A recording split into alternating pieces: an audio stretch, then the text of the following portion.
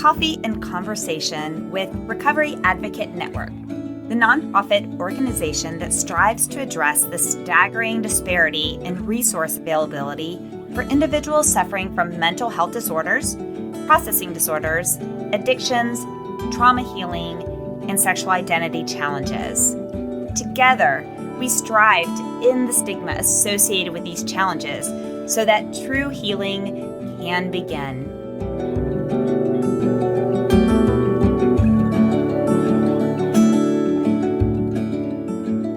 Welcome back to Coffee and Conversation with Recovery Advocate Network. I'm your host, Ange, and I welcome you to episode number 8. Today's podcast focuses on living beyond mental illness and therapy burnout. We are thrilled to have our guest, Jenenne, share her personal and clinical perspectives on both topics. It's hard to anticipate what topics may be triggering to each individual. And so, as a reminder, if you feel triggered, we encourage you to contact your support system, therapist, national and community support groups, the Global Crisis Text Line by texting 741-741, and/or, if in the U.S., dialing 988 to reach the Suicide and Crisis Lifeline. Asking for help is not a sign of weakness, so reach out to those individuals and join and listen to this podcast episode in the community you want to be surrounded by. So, what are we waiting for? Fill up your coffee and let's get started.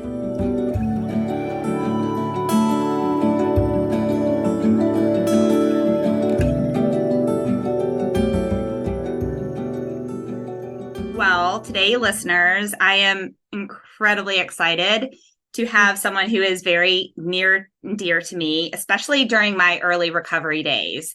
And so Jenenne and I worked together when I was in residential treatment for my eating disorder, which I've talked a little bit about previously in the podcast. It was an eating disorder very much dealing with trauma from childhood abuse, as well as the kidnapping that I've talked about. And so I spent 56 days in what I call eating disorder camp and got to know Jenenne really well. And she was amazing in bringing just a diverse level of treatment perspectives and methodologies and taking things outside of the box and making things fun and making things very interacting and loving and supportive. And so I was super stoked when she agreed to be a guest on the podcast today. And now I'm going to shut up for a minute and let you, Jenenne, introduce yourself. Oh my gosh. First, this is an honor. You're always going to hear me say that. This is an honor. I'm blown away by the work that you're doing. So I am Jenenne Valentino Bottaro. I hold a PhD in human services with a specialization in social and community services. And I'm a licensed mental health counselor in Florida and in Utah. And I am a qualified supervisor for the state of Florida for those individuals seeking licensure for mental health counseling or marriage and family therapy. The first question I always get is, why in the world would you get a PhD in human services and still be clinical? And my very first answer to that is because I didn't think I would be continuing in as a counselor or a clinician. And my second answer to that is, and also because I want to heal communities. So for me, I wanted a PhD program that allowed me to be me in it. So this one did. And my love and my passion is to heal communities through movement that includes dance and yoga, specifically through drumming using indigenous instruments such as djembe drums or Irish drums, didgeridoos, and then also, of course, healing through nature and animals. Animal interconnectedness, which I designed a program for animal-assisted interconnectedness through love and presence and attuning with your animal. So I have 2 therapy horses by choice. They choose to do this. And I had a therapy dog who unexpectedly passed away, which has put me on hiatus a little bit so I can heal from that journey. My passion and my love is to really look at that root causes of community trauma and generational trauma and shift that into nourish and grow communities where we can finally end generational trauma, generational poverty, and generational crime, and really get back to what it's like to have a healing, thriving community, which for me, my heart and my soul in that is recovery. So a lot of the reason why I chose what I do is because I noticed that communities did not embrace these beautiful, amazing, inspiring humans in recovery. And I wanted to do that. I wanted to create a community that had arms open wide for when they're leaving treatment or when they're leaving their individual session. I want them to come into a community where they're loved and embraced and held with the highest regard and honor that they deserve. And the best way to do it is through the indigenous ways, which is the most divinely and tunely connected, which is movement, which is rhythm, which is song, and animals and nature. And why does there have to be a title? So can we all just heal? So that is kind of how this all started. And then it just ebbed and flowed and turned into this spiral of what I am today, which I'm still a clinician and I'm considering going back and getting another PhD. That's awesome. There's so much in there. I will put some links to the drums and the didgeridoos. Mm-hmm. And I, as you know, purchased one of those drums and absolutely love it. One of the things I was thinking about this morning, because I was doing meditation and yoga this morning, and I was thinking about doing meditation yoga in residential treatment, and how now that I'm in the community, I realize that those tools learning in residential treatment are so applicable to every area of life. So the drum, we had these drum circles and drumming affirmations, which I hate affirmations. I'm still not an affirmations girl, but I do love the drum. I do love the beat of the drum. The didgeridoo, I swear, I got this really cool looking one, and I still to this day cannot get a noise out of it. Like, that will be success in life. I may have to put that on my bucket list as I'll announce it to the whole world when I can finally, maybe I'll play a sound on the podcast at some point. However, I love that part of it. Absolutely. And the horses and just the touch of nature. And as you know, dance, we did some dancing routines while in treatment, which were so amazing and so fun. One of the things for Recovery Advocate Network is that those of us who founded it, we realized that you would have these individuals who would work really hard in treatment. And the premise was a lot of those individuals got cut off by insurance. And it wasn't just the impact for them to be cut off, but the others who observed that, because then they constantly thought, oh, my 10 days is coming up. Am I going to be sent home tomorrow? And how harmful that was to the therapeutic process. I'm clearly very much against it, hence why we have a nonprofit to try and facilitate. And what we're trying to facilitate is not just a change in that mechanism, but what we can own and change. And part of that is to be able to provide grants for individuals to maybe spend an extra week to set up those networks within their communities and maybe work with their therapist. Let's just say if you were their therapist and you were connecting them to a community group where they might be able to do music therapy, or they might be able to do therapy with horses, or apply for a service dog or something like that. So really trying to look at that.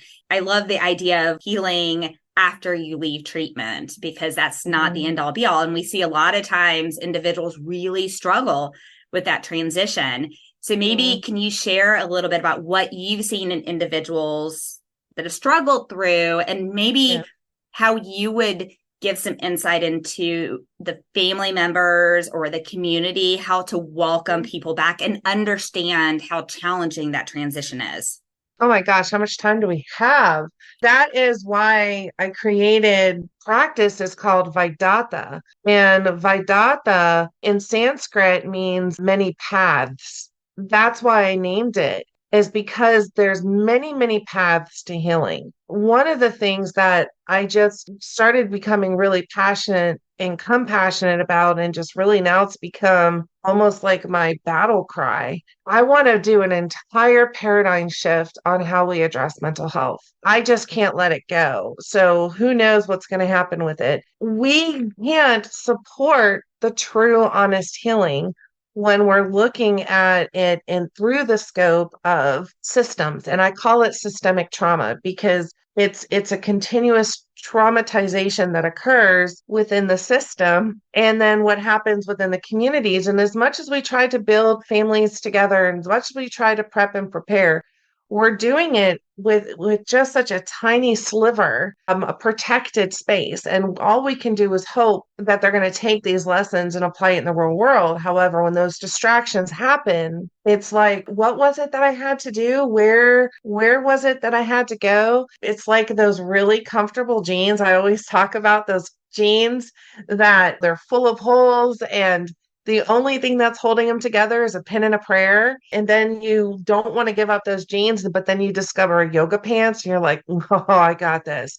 It's this statement that you had asked me to kind of put a quote. And I'm like, oh my goodness, I don't even know. I've got so many isms and quotes.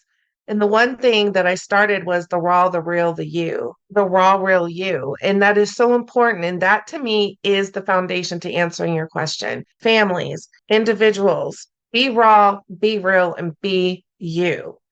If we can start there, then we're going to knock it out of the park. Families have to show up for the individuals in recovery. And the way the families show up is to first remove that fixed mindset of who that person was prior to recovery, the fixed mindset of assumptions, the fixed mindset of resentments, the fixed mindset of the hurts and the angers and the fears and the what ifs. That has to shift for families. That means they have to do their work too. So, first and foremost, you want this individual to be fully recovered and how you want this individual to be. Well, guess what? That individual will be fully and divinely and intunely recovered until that individual goes home and is met with the same distractions and the same behaviors that put that individual into recovery in the first place. Yes, it's a yes, and yes, they have to hold accountability for their actions and their reasons that landed them there. So does the families. And the families tend to forget that because they're looking at it through anger and hurt and resentment. We got to meet each other where we're at. And if one person is meeting each other with health and healing and the other one's meeting them with anger, resentment, what do you think is going to happen? And that goes back to the healing force model, the Native American healing force model, which is just my heart and my soul, white bison. Don Coyes talks about you take a sick tree from the sick forest with all the soil being and all the roots being of hurt and just the hate and the anger and the fears and all of that trauma that occurred. And you put that tree into this nursery where they're learning how to nourish those roots to come into love and joy and trust and humility and wisdom and patience and all the things, but nothing's happening to the forest. And then you put that tree back into the forest, what's going to happen to that tree? But you put that tree into the nursery and then you heal that forest while that tree's in the nursery. And you put that tree back into the forest, what's going to happen to the entire forest? That's the piece that brings peace to the families and to the individuals, and that brings recovery to life. And sometimes words aren't going to cut it. Sometimes even behaviors aren't going to cut it. What's going to cut it is meeting each other where we're at and doing it through movement, doing it through nature, doing it through rhythm, doing it through the healing properties of animals and nature, doing it one breath at a time, and really getting back to that sacred connection of wisdom, humility, love, trust, honor, respect, looking through the lens of a growth mindset where it's yes and where problems turn into possibilities, where our choice is the power in what we do next. So the power of choice and the power of yet. Well, you're not doing this yet. And that yes and. And if we can move from that fixed mindset that is made up of trauma mindset, that's made up of addiction mindset, that's made up of all the things, and move into this growth mindset that's made up of healing, that's made up of post-traumatic growth and transformation, then we'll be able to get somewhere. And the bridge to that is the power of choice, the power of yet, the power of yes and you're going to love this one, Angela, because I also do not like affirmations. I like intentions, not affirmations. We can affirm all day long. I want to intend it. I want to hold an intention and attune to that intention and live in that intention. So I'm with you. Dr. Aldo Pucci, Rational Living Therapy, always says affirmations aren't going to work. Intentions. That's what I say there. That's what I put there. Intentions. And then the other thing that I hold on to is the brain does not like the word not. It doesn't understand that word. It doesn't like that word. So if you say, I am not going to eat that ice cream, guess what your brain is going to have you do? If you're going to not do this behavior, guess what the brain's going to have you do? The brain does not comprehend the word not. It does not exist. It doesn't, there's no context to it. So you can say not all day long. And that's the other thing that I want to say about families is you're not doing this. You're not doing that. And then they start finger slapping. And then, of course, the person in recovery starts kind of retaliating back, finger slapping too. Guess what? Remove the word not out of your vocabulary.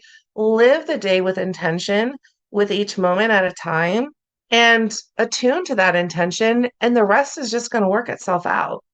That is amazing. I believe I will never forget how you laid out the visual of the forest and the tree. That is so spot on.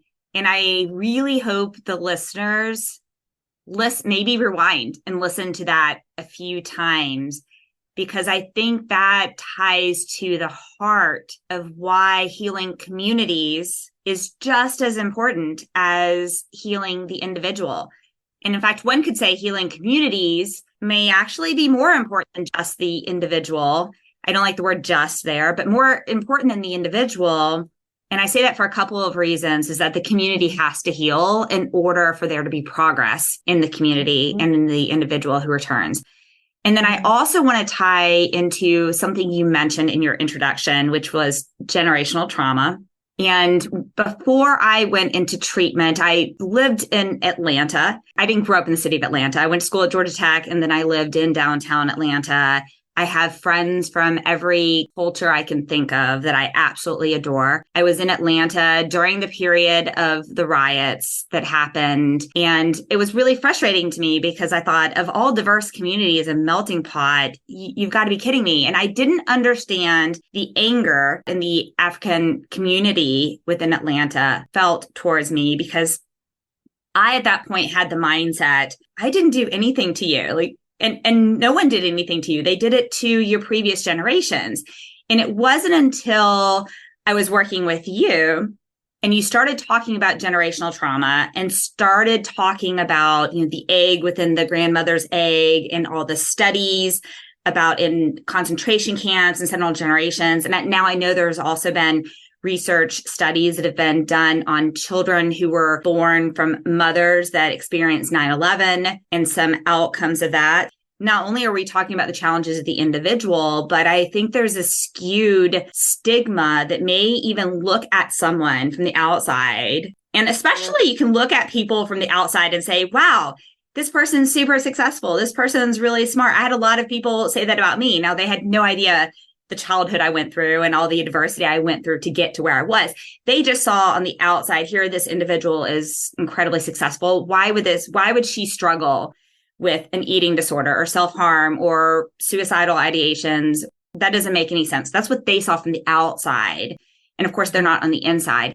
And so I think that there is a stigma because it's just a lack of understanding of biology and genetics and the impact of society and times, trauma, war, different situations in that genetic formation. So can you maybe talk a little bit about what that looks like from a scientific perspective? It is one of the things I love, really, to Dr. Bessel van der Kolk when he talks about the body keeps the score. So if we need a context just to kind of understand where we're going, we can build from there. So when he talks about the body keeping the score, he talks about that stored memory. Let's take that stored memory And let's add generations to it. So if we have a stored memory to that particular individual within that generation, then that stored memory is in the body. It's always going to be there. So the body is going to seek out those same things that the body is used to. So chaos is safe, safety is chaos when there's trauma. So then let's dig a little deeper with Dr. Peter Levine with somatic experiencing. And when he talks about the wormhole back in time and the wobble of being in and out of that event, the body remembering, the body storing somatically, how do we address it somatically? Let's bring it back to that particular initial trauma from whatever group that we've talked about and studied with generational trauma. That's in the body. It's already there. So how do you think then they're going to react to adversity? And then that baby in utero, and that goes to the research that has been done and continues to be done. And one of the ones that pull all of these disciplines together is the Center for the Developing Child through Harvard University. When they talk about what happens when the baby is in utero and there's the stress of the mother within that stressful environment, and how that toxic stress then is placed onto the baby, and then that baby's born into that environment. So now let's kind of bring it back into that. Now we're dealing with toxic stress. There's a baby in the womb, and then now a baby's born, and now the environment is stressful. And then now we're dealing with the second generation. And now we're looking at trauma, at tradition, and at the different challenges and the trials that occur in those moments. We always talk about, which all the pillars, Dr. Bessel van der Kolk, Dr. Peter Levine, Dr. Stephen Porges, Deb Dana, Dan Siegel, and all of that research talks about what happens to the body, how the body remembers, which makes the body react or respond. We talk about the window of tolerance. So now if we're either hypovigilant or hypervigilant, we're in that fight or flight or freeze constantly in that environment, fight, flight, freeze, submit, either withdrawing or running. What's going to happen? So now we have this very anxious strategy to try to attune and bond with the parent. So now we have this anxious attachment style. Now we're dealing with all of this stress. Now we don't know how to attach. We don't know how to attune. We don't know how to bond. And how are we managing stress in that? Well, we're not, because we're not coming from a clear and sound space. We're not being flexible or adaptable. We're being reactive instead of being responsive. All of that then to say, now we don't know how to handle stress. We're not thinking clearly. Our time management skills are kind of out the window. We can't think ahead. We're thinking only what's in front of us. We're learning how to survive. We're not thriving. So now this infant learned all of this. And I always talk about how traditions a lot of times have their roots in trauma. It's tradition to be with the family. It's tradition. It's tradition. Well, what made it tradition? Probably the trauma of the families being ripped apart made it tradition. So some traditions can have its roots in traumas. So now they're becoming these unwritten laws. And now that transferred on a child who is now an adult doing most of the time similar things that he or she or they learned by what they saw, what was modeled. And now they're bringing it into the next generation and then the next generation. So what starts to happen is the trauma for a lot of families happened as if it happened yesterday because it became a tradition because they have to remember, which then also their behavior surrounding that. Every family is different. Every trauma is different. It's as unique as a snowflake. So I am not putting it in any silos, but then that's what happens. So then as generations are removed, now it's a tradition, family laws, family rules. Well, this is just how the family is. We just don't know how to interact. And it seems like we're in the same environment. Chaos is safety. Safety means chaos. So if my body does not feel safe in a very secure environment, where am I going to live? Where am I going to raise my family? What do I only know? And if somebody's going to try to teach me how to get into a different environment, they're going to look at them like, what are you talking about? This is fine. Like, this is Tuesday. This is Tuesday. Versus somebody who's in a different environment is going to be like, what do you mean? That would cripple me. And here you are saying this is Tuesday. So now we have this level of resilience that is brought up and it's used as a form of survival, and then that resilience kind of stops with only survival. When resilience is a resource where it doesn't have to be survival, it's part of thriving, growing, and flourishing. So then when we talk about building this resilience, or you're such a resilient person, it's turned into this stigma. When we're in these moments, like you described about, well, my family didn't do anything to this person. Well, you know what? I'm an embodiment of what was done to that person because that has been passed down. That has been a fixed mindset, a fixed understanding, a fixed context way of thinking and doing and being. I'm coming in as this person going, but I'm not. Yes, you are. We have this push. Well, does it have to be really pushed? It goes back to that healing the community. It goes back to that I've had traumas, you've had traumas, let our traumas dance together and let's figure it out. However, so much has to be honored in those moments. Ancestors have to be honored. Heritage has to be honored. We don't hear a lot about that. I have a program that I now designed called Healing Through Heritage because a lot of times part of the historical trauma narrative is to completely just exile your heritage. We don't talk about that. We're integrating into this culture. In order for me to heal, I have to also connect to my ancestors so they can heal in this lifetime. And I'm not getting into like the spiritual component of lifetimes. I'm getting into the biological genetic memory of lifetime. That goes back to your body keeps the score. Your body remembers. It's gonna remember from generations to generation until you teach the memory of peace, of calm, of what it feels like to have a secure connection, a secure strategy for bonding, not only with yourself, with others, and with the community.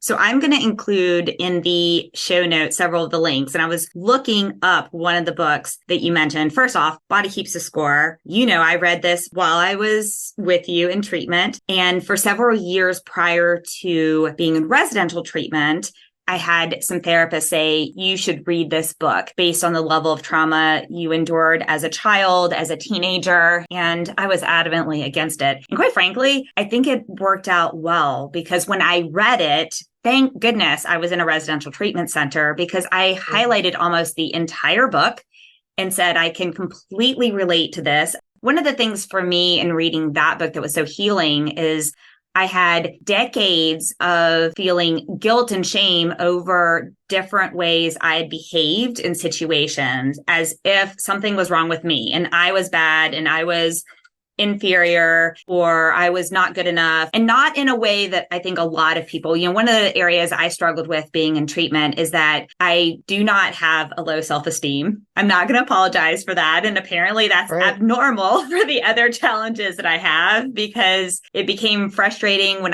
the treatment center I went to for my nightmare disorder after working on the eating disorder with you, Jenenne, the small group I was in, one of the complaints of the facilitator and the other people in the group was, you're not contributing a lot. And I said, well, that's because everyone is talking about their low self-esteem. And I'm going to be honest, I have nothing against their low self-esteem, but I don't feel that way. I have struggles in some other areas. And I think that's one of the things that I love about some of these resources, such as Body Keeps a Score, because it covers so many different areas. You said trauma is a snowflake. That is beautiful. So true. It shows up in each individual in its own unique way, very much as it was formed in its own unique way. The other book I was looking at that you mentioned is Attached, which talks about attachment style. I read that as well. So that is by Amir Levine and Rachel Heller. Phenomenal book, and talks about the 3 different attachment styles and how they're formed. One of the things I love about that particular book and Body Keeps a Score, if you're part of a community or you're part of a family welcoming someone back and you listen to this and you think, wow, I want to be part of that healing forest, not part of the deep, dark forest that's just going to put someone back in the tailspin that they were in.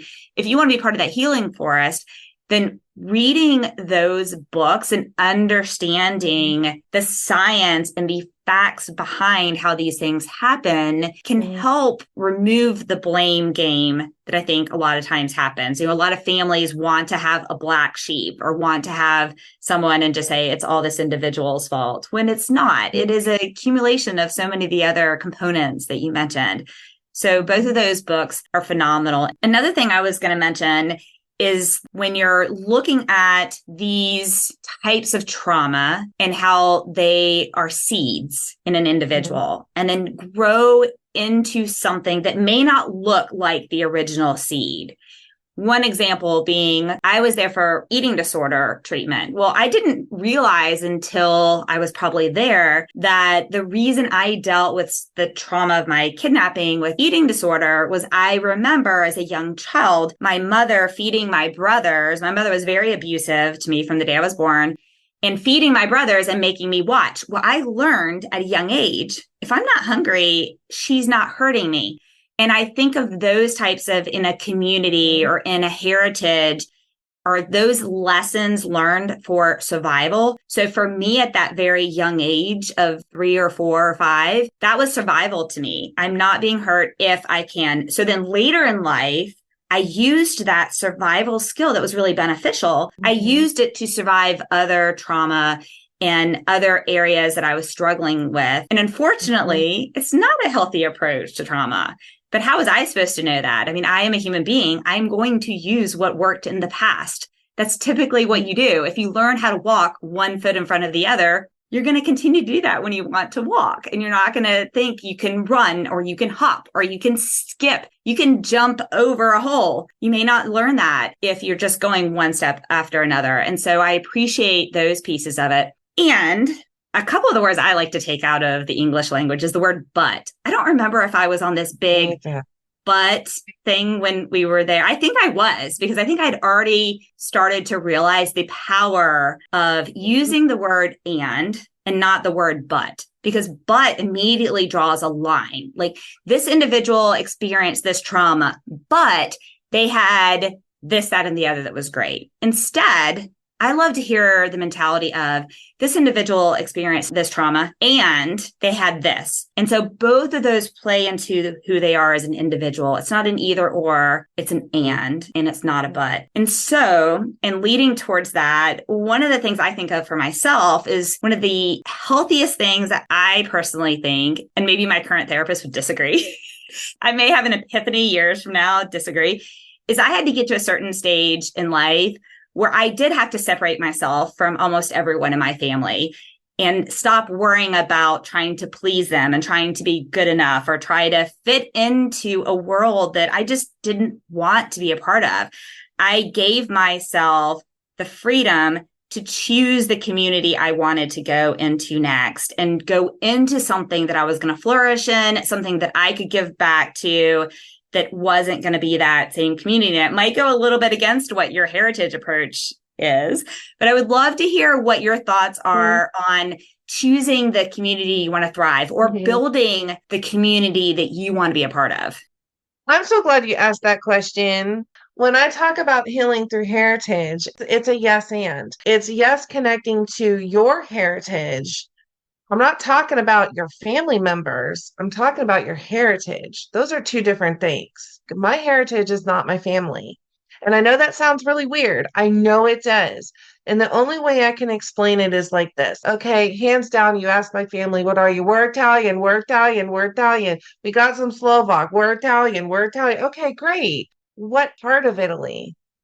Who were my people? What part of Italian were they? I want to uniquely know my heritage. So when I dug deeper into that, they were tailors and they were farmers. And you know what they were before that were gypsies. And in my heart of hearts, I knew I come from gypsy heritage. And out of respect for the gypsies that are current travelers today, I will not say the word the gypsies have currently because mine settled and then they came over. So the traveling stopped, although I did come from significant, every single member in my family from all sides of my family are gypsies, all the way to generational lineage of over thousands of years that traces back to what they would call the mother of gypsies. from Romania. So if I would have stopped there and said, well, I don't want that heritage, like, no, that's not what I'm talking about. I'm talking about the story. This, what's the story? What's the narrative here? And guess what? Sometimes that's not your narrative. I would have my dad would be like, well, we're Italian, and I know that my mother was Irish, but I was born a blue baby. So all the blood was drained out of me, and my father's blood was all put in me. So therefore, I'm not Irish. I'm like, okay, that's how science works, But again, bless his 80-year-old heart. Like, this is my truth. This is my narrative. This is what I am. And I would always say, yeah, but grandma was not Irish. You're right. She's English. She came from the Church of England. I'm like, I said, Grandma came from the Church of England because she was a traveler and she was not an Irish traveler. Yes, she was an Irish traveler at the time. However, her family came over from Scotland. So she was Scottish Irish coming over. That brings a whole other dynamic. So then we find out there's a little more to that, and then a little more to that. So when I say healing through heritage, what I mean is healing through her story or his story or their story. That's what I mean. Sometimes this part of you that you're so divinely and attunely connected to the African cultures or African traditions. Maybe it's the Viking in them. That's my warrior stance, or maybe it's this heritage. I'll never forget one time my whole dream was to work with the Native American culture and let's pull it all together and let's do this and and I finally get my very first one, and he's Native American and he's from the tribe. And I'm like, what do we need to do? And he goes, well, I'm really connected to the Magnolian culture. I'm like, well, hot damn. All right, well, let's do this. I'm dying laughing. I so love that. I specifically love well, hot damn. Priceless. That is real life. That is real world. Let's go. So that's what I mean. And if I can come up with a different terminology from healing through heritage that kind of opens up that whole thing, then I'll change that name. Because what I mean by that is, where's your soul? Let's heal that soul wound. The African culture, I've gotten so much healing with my Congolese brothers and sisters who gave me a Congolese name. And when they introduce me, they say I was born in the wrong place, but we love her anyway. I got so much healing from my Indian family, not Native American, but from India. Got so much healing from them when they say, you're more Indian than I am. I got so much healing from my Native American family, which I'm not genetically Native American. However, I've had Native American chiefs since the day I was born call me some form of the term Native at heart. Your family will have it, but sometimes your family ain't gonna give it to you. So you get it where you're gonna get it. What's gonna heal your soul here? Who's gonna be your soul family? I've got my soul sisters, my soul brothers, my sisters, STARS. Sisters, we're sisters from the stars. We're sisters from the universe. That's what I'm talking about. If your family wants to come for the ride, come for the ride. It's great. But if you don't want to come for the ride, do you, boo? That goes back to the raw, real you. Sometimes families, like you had mentioned, it was so beautiful when you said they want you in this certain role. Well, do they want you in that role or out of that role? Because if they want you in that role, then that means addiction's going to continue. So that means you have to change too. And then if not, then I have to change. And sometimes we need to part ways for a little minute until we can come back. And there might be some healing that has to happen. And that goes where that yes and comes in. And I think it also ties into taking a step back and removing judgment. When I think of my own particular situation, I hope that everyone in my family is continuing to grow. I hope that they are incredibly successful. And I'm not going to tie my growth and my happiness and my success to theirs. It doesn't need to be. We're not in competition. We're not trying to compete or prove one wrong or prove one right.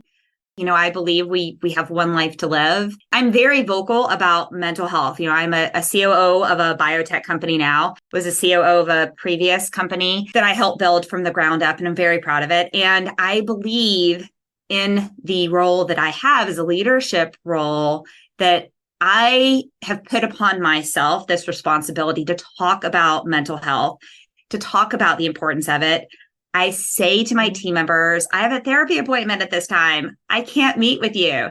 I don't say that because I want to have a victim mentality or anything like that. Like, that is not who I am. I say that because I am proud of the fact that I want to be the best human being I can possibly be at every day that I'm gifted. And I think I've had a pretty great life. I had one of my team members say to me the other day, my birthday is coming up soon in August, which is good and bad. It will be the 3-year anniversary of when I escaped from the kidnapping. And so my birthday will always be tied to that. And so there are a lot of mixed emotions I have with that, but I'll turn 48. And one of my team members said to me, wow, you have about 40 or 50 more years to live. And I thought that was the most strange thing to say. I love her and she is amazing. And so we had this conversation about it. And I said, I don't really experience life in that way. I experience life in that I only know I have today to live. And if I were to pass away tomorrow, guess what? I'm pretty okay with that because I've lived a pretty great life. And if I live another 10 years, guess what? That's pretty awesome. My mentality is I want to continue to heal. I want to continue to spread a message. I want to continue to build the legacy every single day. I don't want to wait because I think I have 40 or 50 more years to live. I want to do it now. The final piece that I would love to hear from you about is we mentioned therapy burnout and what that can look like. And I think about that for myself because I also get in certain areas where I think, well, I don't have time for this part of my mental health, or I don't have time to continue this activity, despite the fact I know it's really, really, really good for me. And I'm just tired and burned out or stressed out or what. So we hear stressed out and burned out typically in the area of work, burnout in work, or burnout because you over volunteer for something. And I think that in the context is what a lot of individuals think of when they hear about that. But you mentioned to me when we were corresponding this idea of therapy burnout. So I would love to hear your perspective on that. You hear therapy burnout as far as therapists burning out from therapy. What you don't hear a lot about are the individuals that we have the honor to serve. We don't talk a lot about when they're burnout from therapy. What do we hear? Oh, they're stuck. They don't know where to move. I mean, I'm just trying to think of all the lingo, if you will, which has made me burn out in therapy, which made me not want to be a clinician because I'm like, if I'm going to be that, how am I a part of it? I forgot that I could just be me in it. Who knew that that was an option? Glad I figured that out. It's not taught in school at all, very rarely discussed. In the little bit that I did find at the time of us talking is more in a parenting blog referencing their children on the spectrum or their neurodiverse child experiencing the therapy burnout because of all the therapies they have to do. And I'm like, okay. So what I mean by therapy burnout, and I've seen it so often, specifically referencing children and child welfare. They're in the child welfare system. Now you go to the therapist. Okay, you got to do the CBT. Okay, now it's CBT trauma focus. Okay, now nope. Now you're out of here. Now we got to go to this one because they're no longer in our whatever sunshine, this or that or this insurance or no, now you have to move foster families, right? So now we're in a complete different CBC. So now you got to go to that therapist who's going to talk about what? CBT, trauma focused CBT. Well, now let's throw EMDR in the mix when their brains aren't even quite developed yet to even process what EMDR would do. Okay, so now we're going to throw them into group, and then now let's do social skills, and now let's throw you in front of this therapist who just had to do 50 before you, and now they're sitting here. Then now we're going to thrust you out because you've done something, and now you're going over here. And then now you're in front of me. I'm going to do the same thing. Sorry, not sorry, because you're going to get somebody who doesn't even subscribe to that. And now we're doing yoga. As much as trauma focused CBT is fan-freaking-tastic, these modalities are there because they work. EMDR, phenomenal. Love you, EMDR. What I'm talking about is power of knowing when this modality may or may not work. And I think it's coming from being an educator, being a teacher, working with neurodiverse individuals, working with, at the time, they were called ESE or exceptional student education, and having to be in charge of how they learn differently and to ensure all the teachers know how to help them learn and all that stuff. I think that came from that. So I just had this different approach to that because of that. But when I'm talking about therapy burnout, I'm talking about that. How would I expect this child who has been thrusted in and out in front of me, in front of this person multiple times? I don't want to talk about my trauma, miss. I don't want you to talk about your trauma. What I want you to talk about is how you're going to live. Let's talk about post-traumatic growth now. Let's pull that concept in. Let's talk about what you want to do in school tomorrow and how you're going to finally enjoy it because we're going to get you out of that mindset of constantly being in the system. Well, what I mean is, let's talk about brain health. Let's talk about nurturing your organ of your brain so we can kind of have it develop appropriately. Let's talk about getting you a little unstuck because doesn't grow up. Trauma doesn't grow up like you grow up. So, let's talk about how your brain gets back to 2 or 3 years old or 4 years old. And so when I'm talking about this and I'm training on it, especially in child welfare, but it's across the board. The person in front of you, they might biologically be 40 or 30 or 10 or 12 or 6. That's biologically they're that age. Their emotional age can be 4 and their trauma age could be 40 or 50. So how am I going to get all this onto one page here so we can kind of work together here? And we don't talk about that. So when I think about therapy burnout, I think about that. I think about the system and just being burnt out and this has to be thrusted in and you have to trust it all and what notes get shared at the court.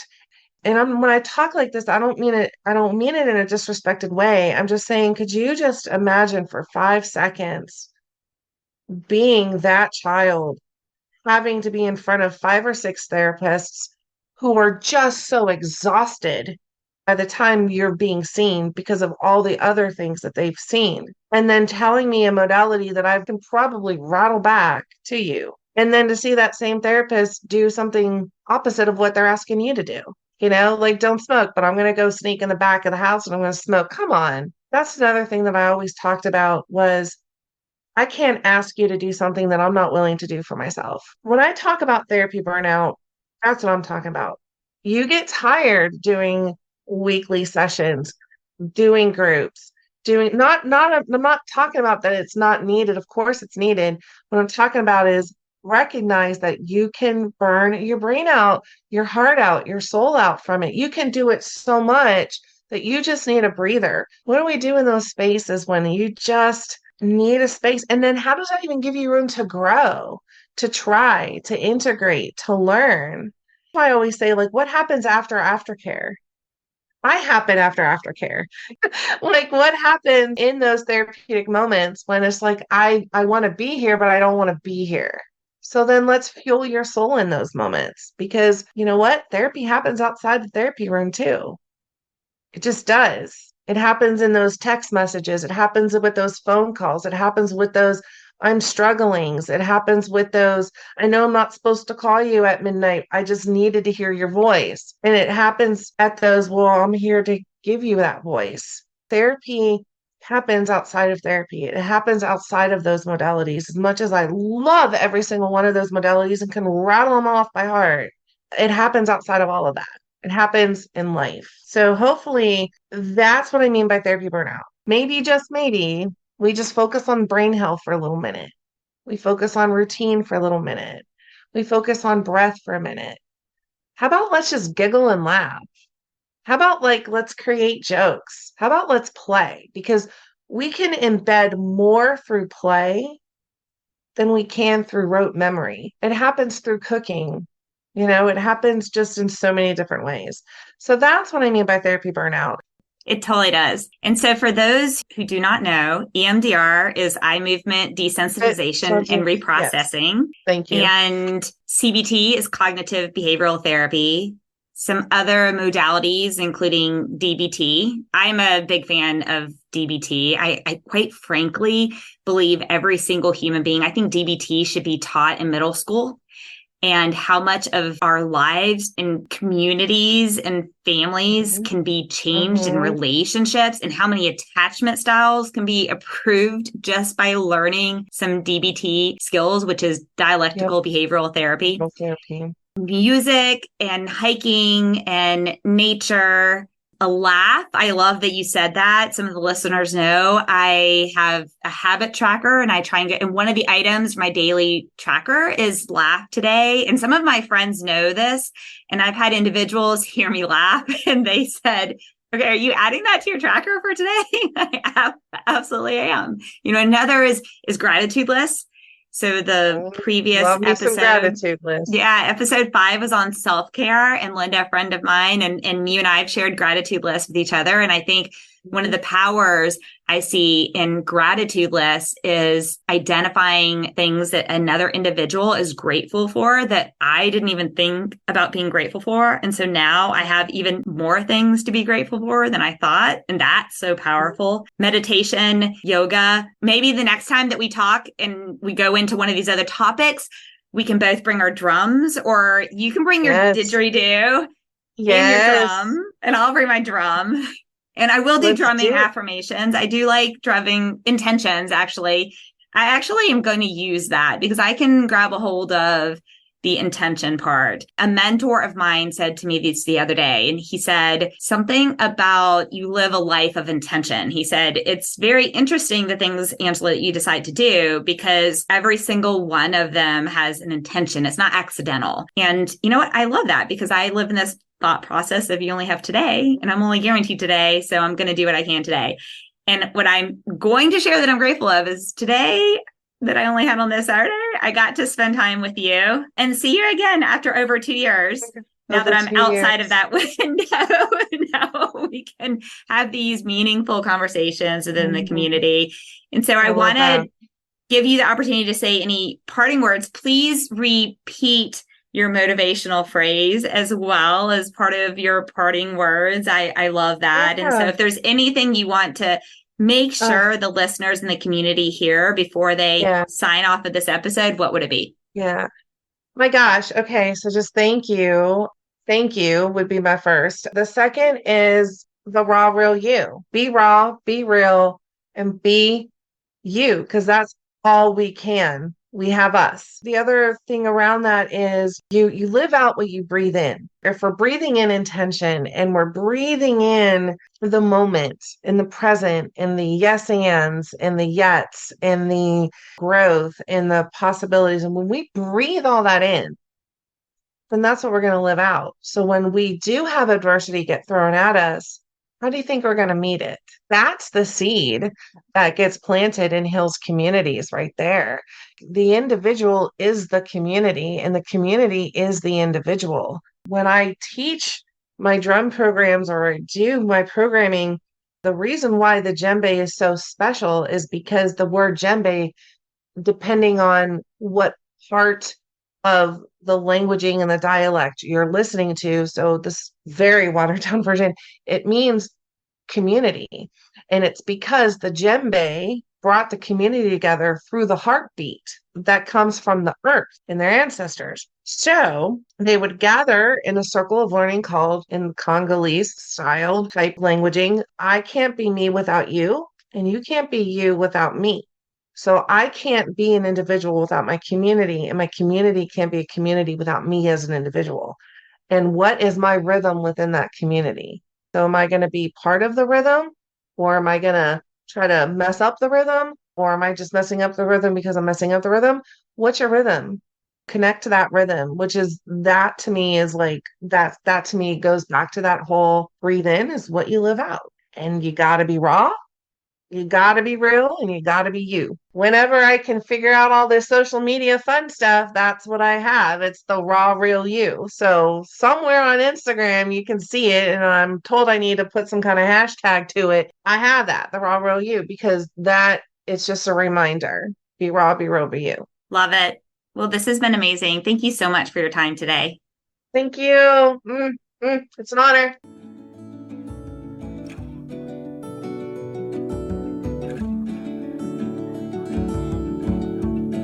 You just listened to episode 8 featuring our guest, Jenenne, who shared her expertise as a clinician in the mental health field, including her passion for expanding the traditional treatment paradigm.